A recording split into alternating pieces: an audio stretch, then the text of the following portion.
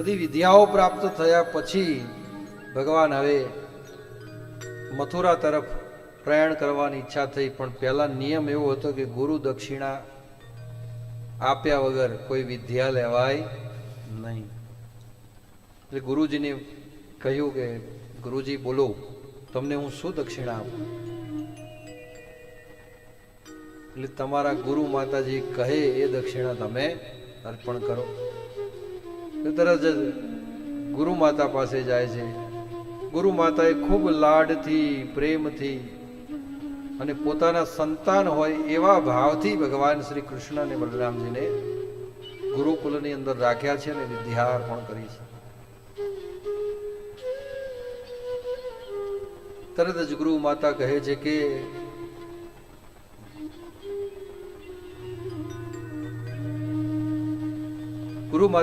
છે કે મેં તમારા ગુરુજી પાસેથી એવું સાંભળ્યું છે કે આપણા આશ્રમનું સદભાગ્ય છે કે ભગવાન શ્રી હરિ નારાયણ જે કૃષ્ણ જન્મ લઈને અહીંયા આવ્યા છે અને એમના ગુરુ બનવાનું એમને સદભાગ્ય પ્રાપ્ત થયું. એટલે આ શ્રી કૃષ્ણ કોઈ સામાન્ય વ્યક્તિત્વ નથી, એ તો ભગવાન શ્રી કૃષ્ણ છે, ભગવાન નારાયણ છે. અને આજે એ સ્વયં જે વિદ્યાઓના દાતા છે એ આપણા ગુરુકુલોની અંદર વિદ્યા લેવા આવ્યા છે. માટે હું તો ભગવાન તમારામાં ભગવાનની પ્રતીતિ જ કરું છું. માટે જો ગુરુ દક્ષિણા તમે આપી શકો એમ હોય તો મને એ ગુરુ દક્ષિણા આપો કે મને મારો પુત્ર જે છે એ તમે પાછો લઈ આપો. અમે પ્રભાસ ક્ષેત્રની અંદર યજ્ઞ કરવા ગયેલા અને ત્યાંથી પછી અચાનક મારો પુત્ર ક્યાં ગાયબ થઈ ગયો એ ખબર નથી. અમે બહુ એને શોધવાનો પ્રયત્ન કર્યો પણ એ મળ્યો નહીં. માટે તમે અમારા પુત્રને જે છે એ લઈ આપો.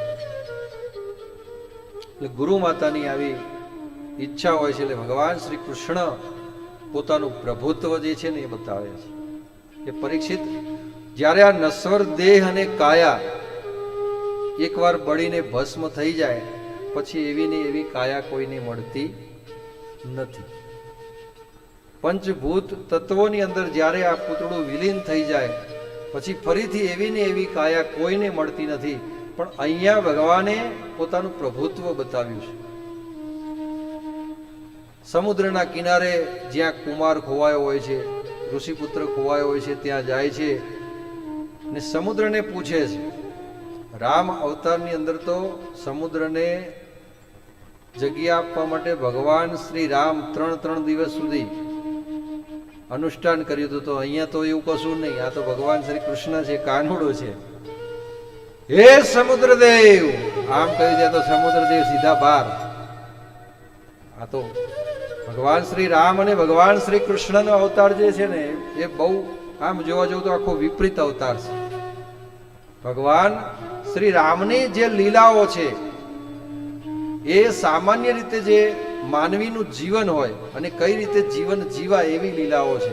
પણ ભગવાન શ્રી કૃષ્ણની જે લીલાઓ છે એ તો અદ્ભુત લીલાઓ છે કે એ સ્વયં પ્રતીતિ કરાવે છે કે હું જ ભગવાન છું. જ્યારે ભગવાન શ્રી રામ છે એમને ઋષિમુનિઓ પણ જ્યારે ભગવાન માગે, ભગવાન માને અને કહે છે કે ભગવાન તમે અમારા આગળ પધાર્યા, તમારું સ્વાગત છે, ત્યારે ભગવાન શ્રી રામ સામેથી કહે છે કે હું તો ભગવાન નહીં, સામાન્ય માનવ છું અને દશરથ રાજાનો પુત્ર છું. એમને ભગવાનનું પ્રભુત્વ સ્વીકાર્યું નથી. અને અહીંયા ભગવાન શ્રી કૃષ્ણ ગર્જના કરી કરીને કહે છે કે હું જ પરબ્રહ્મ પરમાત્મા છું. તરત સમુદ્રદેવ બાર, બોલો ભગવાન શું સેવા કરું તમારી? કે ભાઈ અહીંયા એક બાળકુમાર ઋષિપુત્ર રમતો હતો અને તમારા સમુદ્રના કિનારા ઉપર ખોવાઈ ગયેલો છે કે તમે સમુદ્રએ એને ડૂબાડી દીધો હોય તો એની ગતિ શું છે મને બતાવો. સમુદ્રદેવ કે ભગવાન એ અમને ખબર નથી, પણ અમારા સમુદ્રના પેટાળમાં એક પંચજન્ય નામનો રાક્ષસ રહે છે અને એ આવા બાળકોને લઈ જતો હોય છે.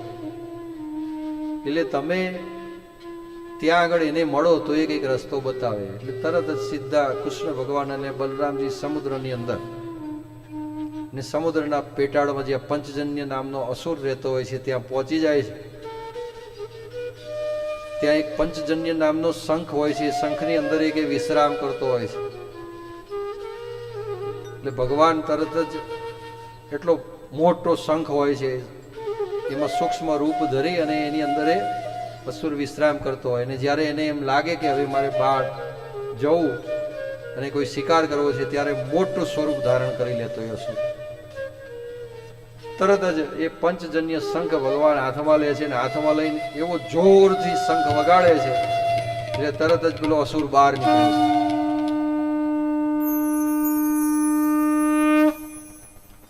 બલરામજી કે ભગવાન આ શંખ તો જોરદાર વાગે છે, કે આ શંખ જે છે ને એને તમે ધારણ કરી લો.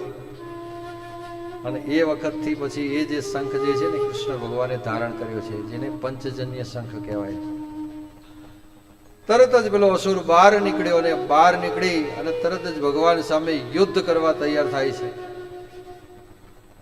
બરાબરનો અસુર જે છે એને થકવાડી દે છે ભગવાન, બહુ જ માર મારે છે અને પૂછે છે કે બોલ, ત્યાં આવા કોઈ ઋષિકુમાર બ્રાહ્મણ પુત્રને શિકાર કરેલો, એને હણી નાખ્યો, તે એને મારી નાખ્યો છે, જે હોય સાચું બોલ. ત્યારે પંચજન્ય જે અસુર હોય છે કે હા, એક ઋષિપુત્ર હતો, એને મેં મારા કોળીઓ બનાવી દીધો કે એને મારી નાખ્યો ને એને હું મારું ભોજન બનાવીને ખાઈ ગયો છું. તરત જ પછી જે અસુર હોય છે એ અસુરને ભગવાન મારી દે છે. અને અસુરને એ પંચજન્યને માર્યા પછી ભગવાનને હવે થાય છે કે એનો આત્મા જે છે ને અમર છે. આત્મા કોઈ દિવસ મરતો નથી, પણ એને જે કંઈ પણ કર્મો કર્યા હશે, ગતિ હશે એની, એ પ્રમાણે એનો આત્મા જે છે એ યમરાજામાં, યમપુરીમાં હશે. એટલે ભગવાન શ્રી કૃષ્ણ અને બલરામજી યમપુરી જાય છે અને જ્યાં યમપુરીની બહાર ઉભા રહી અને પંચજન્ય શંખ હોય છે એની જ્યાં ગર્જના કરે છે, ત્યાં તો આખી યમપુરી ધ્રુજવા લાગે.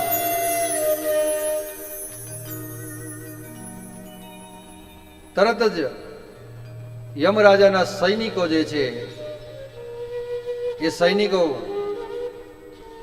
તરત જ બંને કુમારોને કહે છે કે તમે કોણ છો કે સદેહે અહીંયા કોઈ આવી શકે નહીં, કોઈની શક્તિ નથી, તાકાત નથી કે આ યમપુરીના દ્વાર સુધી કોઈ સદેહે પોતાના શરીર સાથે આવી શકે.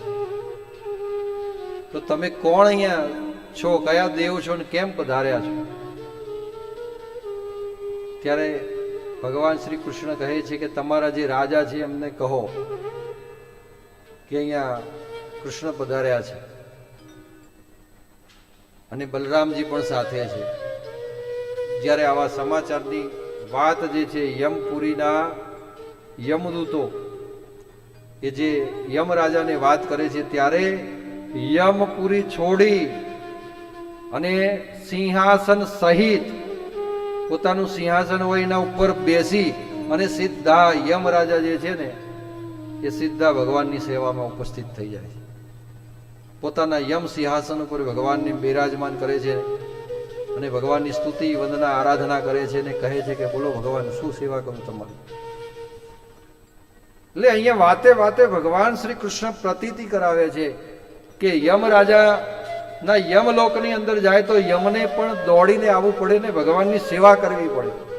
એવા ભગવાન શ્રી હરિનારાયણ છે, ભગવાન શ્રી કૃષ્ણ છે. આ કોઈ સામાન્ય વ્યક્તિત્વ નથી કે સામાન્ય પ્રભુત્વ નથી.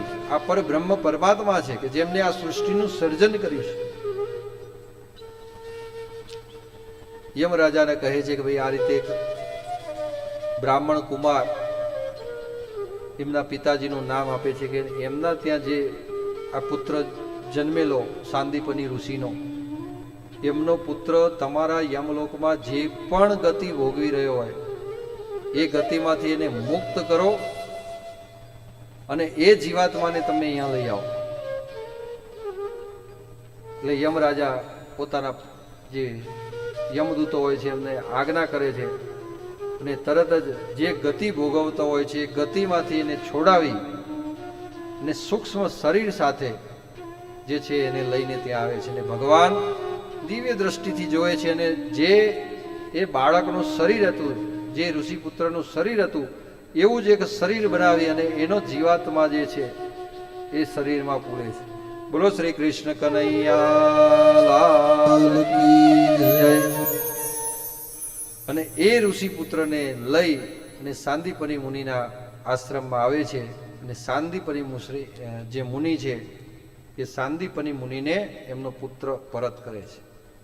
અને આવી ભગવાનની જે અદ્ભુત લીલાઓ છે હે પરીક્ષિત, ડગલે અને પગલે ભગવાનની જે કંઈ પણ લીલાઓ આપણે સાંભળીએ, એમના ચરિત્રો જોઈએ તો તમને સ્વયં ખબર પડે કે આ પરબ્રહ્મ પરમાત્મા સિવાય આવું કોઈ કાર્ય કરી શકે નહીં. અને એવી મહાન જે લીલાઓ છે એ ભગવાને કરી છે.